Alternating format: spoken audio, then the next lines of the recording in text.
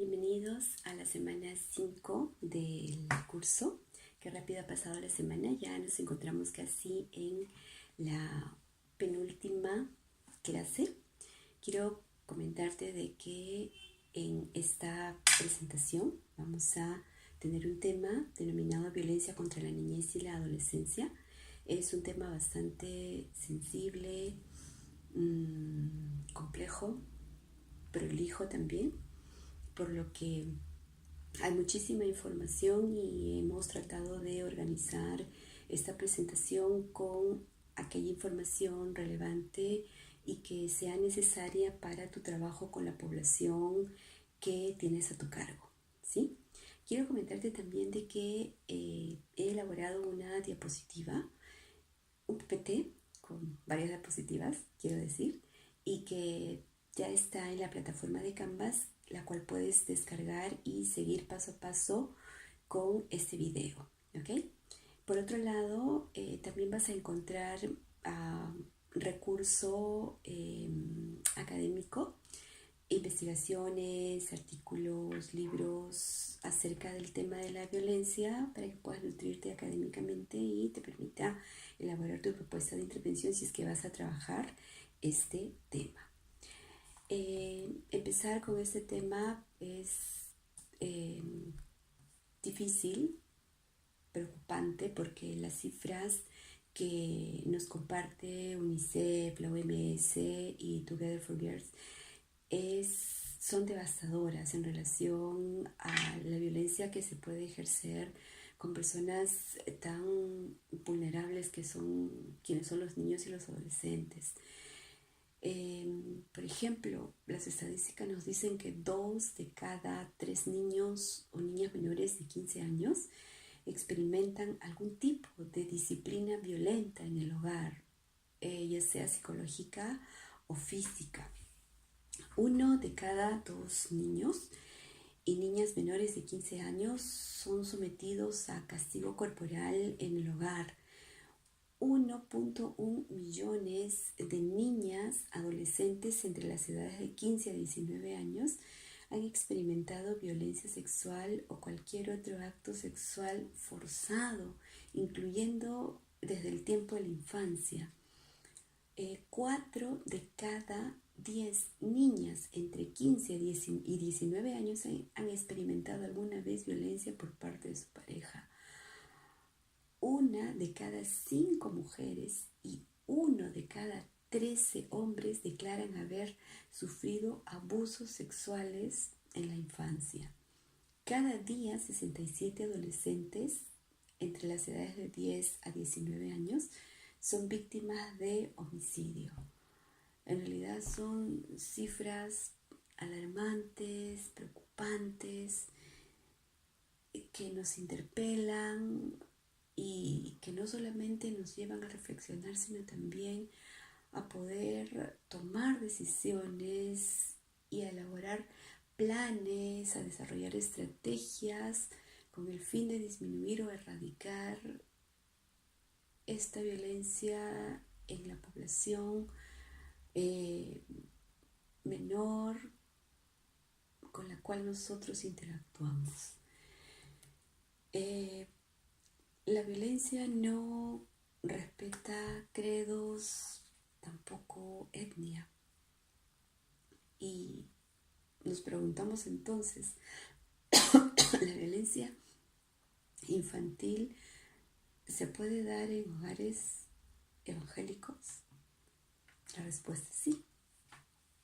En el año 2014, la organización Paz y Esperanza realizó un estudio, una investigación que lleva por título Dentro de las 4 paredes, evangélicos y la violencia doméstica en el Perú.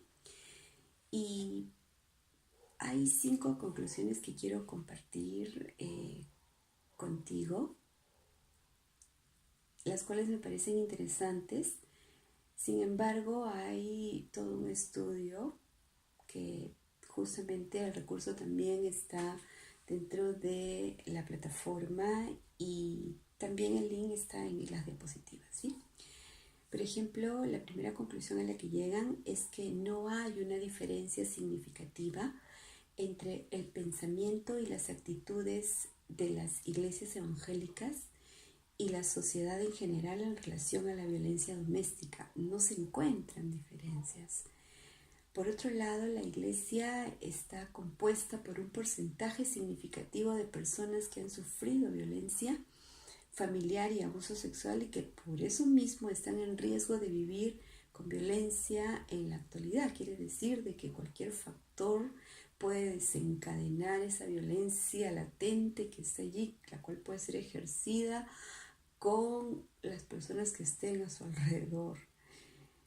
Por otro lado, se responsabiliza de la violencia al diablo y a la desobediencia, a la no sujeción de la mujer al esposo. Quiere decir de que si yo ejerzo violencia es porque el diablo me tentó a hacerlo, y si yo la golpeo a mi esposa es porque no se sujeta o no es sumisa conmigo, que soy la cabeza del hogar, ¿no? Argumentos como esos.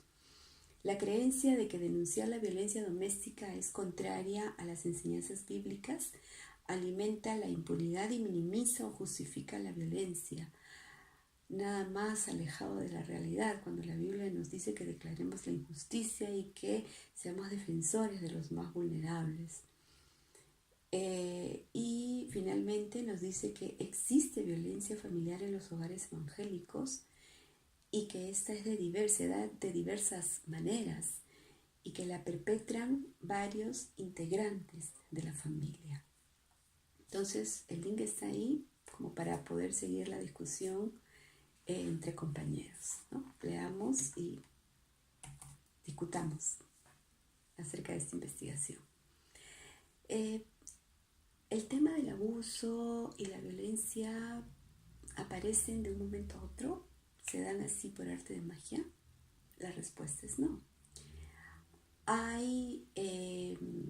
El ingreso de la violencia es completamente silencioso, se da de a pocos, y hay algunas situaciones que van a permitir que se nutra y que en algún momento se ejerza contra las personas más indefensas que están a nuestro lado.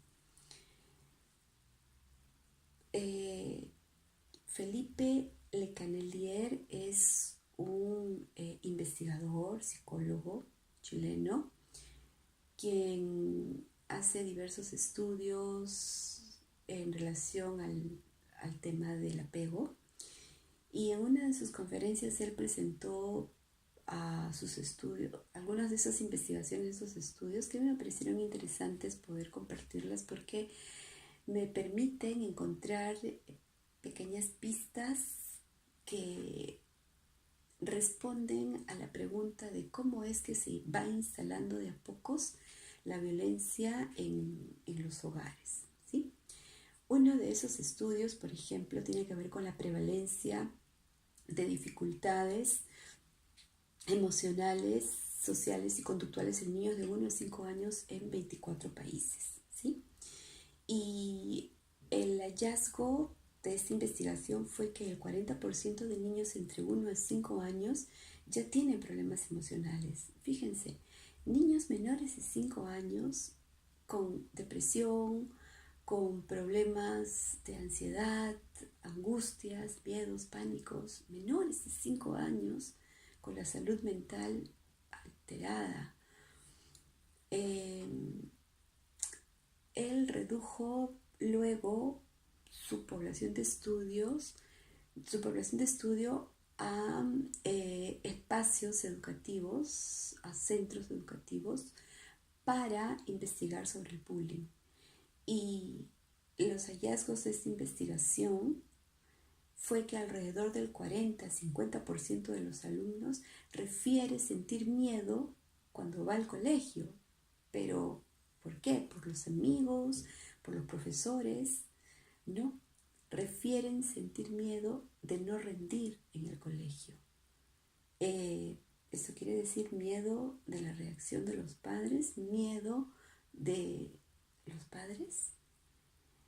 En esta misma conferencia, él También Le Cannelier incorporó el estudio que hizo UNICEF en el año 2008, cuando un equipo de investigadores preguntaron a niños y niñas sobre qué piensan y sienten ellos en relación a lo que les importa a sus padres. Y interesante las respuestas que dieron, ¿no? Mencionaron que lo que a los padres les interesa, piensan y sienten en relación a sus niños son el rendimiento escolar, que me traiga buenas notas, sí o sí. 2, el esfuerzo escolar. 3, el orden doméstico. Acomódame todo tiene que estar en su lugar, limpia, arregla, etc. Y 4, el respeto a los adultos. Entonces estos estudios de alguna manera dan cuenta que desde temprana edad los niños están expuestos a demandas por parte de los adultos, que si no se manejan en forma adecuada estas demandas se pueden convertir en abusos, causando serios problemas emocionales en los niños. Bueno, ya nos vamos acercando al concepto de maltrato. Y según la OMS, el maltrato infantil se define como los abusos y la desatención de que son objeto los menores de 18 años e incluye todos los tipos de maltrato físico o psicológico, abuso sexual, desatención, negligencia o explotación comercial o de otro tipo que causen o puedan causar un daño a la salud, desarrollo o dignidad del niño, o poner en peligro su supervivencia en el contexto de una relación de responsabilidad, confianza o poder. Y ojo, también la OMS dice que maltrato es la exposición a la violencia de una pareja frente a niños, ¿no? Quiere decir de que si hay una pareja que ejerce violencia el uno contra el otro y que los niños no participan de ello, sí se les considera por el simple hecho de que los niños están siendo expuestos a esta violencia como maltrato infantil. En relación a los tipos de maltrato o abuso, hay diversos. Yo voy a tomar el que utiliza Compasión Internacional, que es el maltrato físico, el sexual, el emocional, por negligencia y explotación, que en la diapositiva están bastante descritos, así que los pueden revisar después. Y con respecto a la sintomatología del maltrato también, ¿no? Hay bastante información, es bastante denso, así que la diapositiva también se puede revisar después. En lo que sí quiero centrarme es en las consecuencias del maltrato y el abuso sexual en los niños pequeños. Habíamos mencionado en presentaciones anteriores que ya para el tercer cumpleaños el niño ya tiene casi el 80% de la arquitectura cerebral formada, ¿sí? Por otro lado, habíamos mencionado que durante los primeros 1000 días el cerebro del niño realiza aproximadamente 700 conexiones por segundo. Y por otro lado, que el cerebro atraviesa por periodos críticos y sensibles al momento de la formación de toda esta arquitectura cerebral. Por lo tanto, si un niño es expuesto a algún tipo de violencia o abuso sexual, se van a dañar diversas áreas del cerebro. Y no solamente se va a dañar en el momento en que se está ejerciendo el abuso o el maltrato, sino que este daño es de por vida y es irreversible. Eso es lo que nos dice la neurociencia, es irreversible. ¿Por qué? Ante una situación de abuso sexual, esto produce miedo en los niños. Cuando el miedo es registrado en el cerebro, hay una zona llamada la amígdala cerebral que se activa ante una situación de miedo y envía señales de alerta al cerebro porque siente amenazas. Si el miedo es intenso, como en el caso del abuso sexual, esta amígdala se va a acostumbrar a enviar señales de alerta en todo momento, ¿sí? Entonces va a vivir una situación de miedo intenso y excesivo en forma continua y constante como un estilo de vida. Quiere decir de que el niño va a estar en alerta roja completamente todo el día, porque se siente amenazado y porque se siente con mucho miedo. Y no solamente es eso, sino que al activarse la amígdala cerebral, se desactivan las otras funciones cerebrales, como por ejemplo el cíngulo anterior, que no es nada más ni nada menos que aquella área de recompensas, aquella área de gratificación, aquella área de bienestar, aquella área de empatía. ¿Qué pasa con este cíngulo anterior? El miedo excesivo lo bloquea, ¿sí? Y es por eso que en caso de abuso sexual la persona tiene incapacidad de experimentar disfrute, no encuentra placer en lo que hace. Por eso es de que cuando vemos a un niño que está atravesando por una situación de maltrato, ya sabemos, podemos leer su cuerpo, podemos leer la expresión facial, podemos darnos cuenta que está atravesando por una situación de depresión y de tristeza profunda y todo su cuerpo lo comunica. Por otro lado, hay otra zona llamada hipocampo que también se ve alterada en una situación de abuso o de maltrato infantil. El hipocampo está encargado del adecuado manejo del estrés, del aprendizaje, de la memoria. Y cuando la persona está atravesando por este abuso sexual, este hipocampo se afecta. Por lo tanto, los niveles de aprendizaje decaen. Tal es así que si el niño es expuesto a una situación de aprendizaje en el colegio, obviamente, si es que está pasando por un tipo de violencia, no va a rendir. Y finalmente, en casos de abuso sexual, la estructura de la corteza prefrontal, que justamente es la encargada de la planeación, del control de emociones, de la autorregulación, del juicio, esa corteza es mucho más delgada y es mucho más pequeña en niños que sufren de abuso sexual.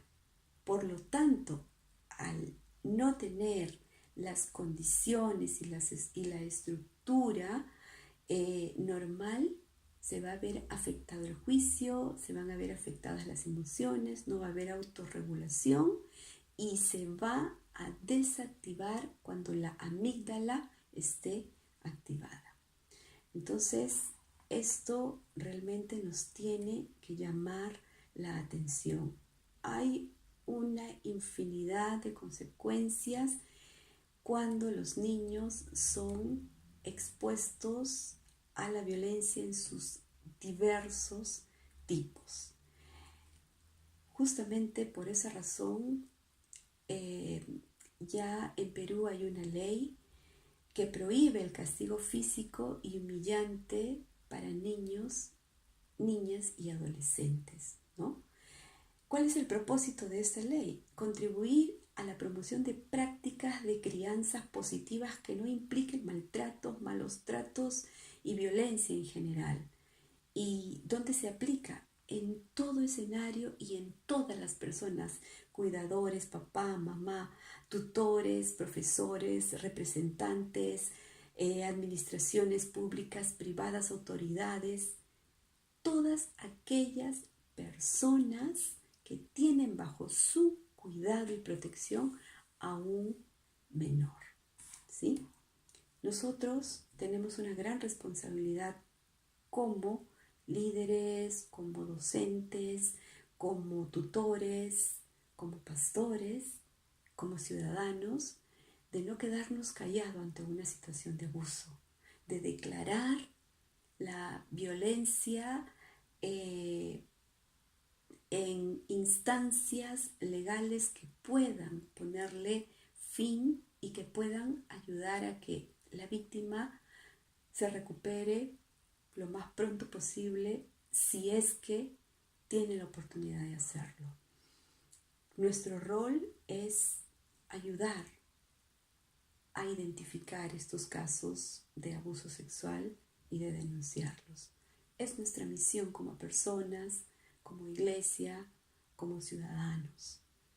El abuso sexual no puede seguir teniendo protagonismo en la vida de los niños porque daña no solamente el momento en que el niño es abusado sexualmente, sino que le daña para toda la vida. Espero que esta presentación te ayude. Revisa los materiales, responde al foro también y hay una práctica calificada que tiene que ver con este tema. Muchas gracias por tu atención. Nos estamos encontrando en la siguiente semana y me despido con un saludito y muchas bendiciones. Adiós.